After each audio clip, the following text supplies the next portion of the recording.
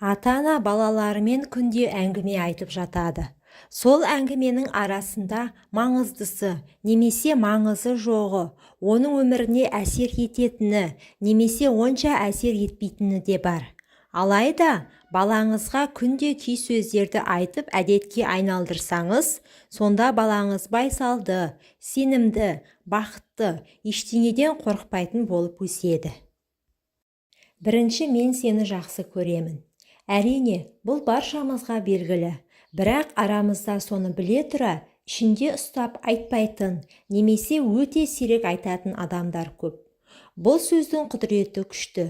Балаға келсек, бұл сөзді күніне бір рет емес, қайта-қайта айта беріңіз. Мысалы, баланы ұйқыдан «мен сені жақсы көремін» деп оятыңыз. Баланы балабақшаға немесе мектепке шығарып салғанда, күтіп алғанда «мен сені жақсы көремін» деп айтыңыз. Осылай бірнеше рет айту арқылы оны шын жақсы көретініңізге сенетін болады. Екінші, сенің бар болғаныңа қуаныштымыз. Көп жағдайда ата-ана бала оны айтпай-ақ біледі деп ойлайды. Алайда дыбыстап айтсаңыз, ол баланың жанына жағып таңғалады.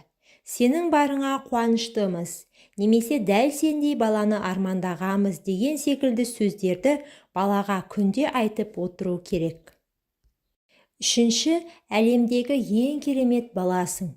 Қазіргі отбасыларда бала саны аз болғандықтан, ал кейбіреулерінде тіптен біреу ғана болған соң, оны еркелетіп аламыз деп, көп ата-ана өз сезімдерін балаға ашық айта бермейді. Алайда қорықпаңыз. Балаға «сен әлемдегі ең сұлу баласың», «сен әлемдегі ең керемет баласың» деген сөздерді айтып тұру керек. Егер үйде бірнеше бала болса, оларға әр уақытта жекелей немесе жалпылама түрде айтуға тырысыңыз. Мұндай сөздерді естіп өскен бала сабырлы, сенімді, әрі бақытты болады. Төртінші, не болғанын айтуға қорықпа. Шынымен де, балада бірдеңе болса, ол сізге айтуға қорықпау үшін осы сөздің маңызы болады.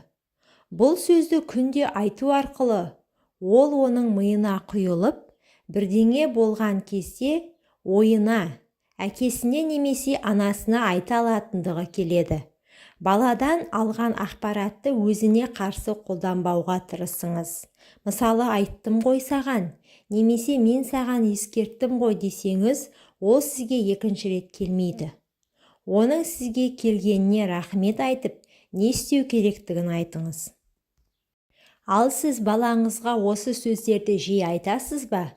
Бала тәрбиесінде қандай сөздерді қолданасыз? Пікірге қалдыра кетсеңіздер. Назарларыңызға рахмет, пайдаларыңызға жарасын. Менің каналыма тіркеліп, видеоға лайк басып кетуді ұмытпаңыздар.